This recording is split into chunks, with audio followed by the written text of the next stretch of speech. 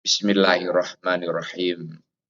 Agar dicintai oleh Rasulullah Shallallahu Alaihi Wasallam, menjadi kekasih Nabi Muhammad Shallallahu Alaihi Wasallam, amalkan surah At-Taubah ayat 128 dan 129, yaitu laqad ja'akum rasulun min anfusikum azizun 'alaihi ma 'anittum harisun 'alaikum bil mu'minina raufur rahim.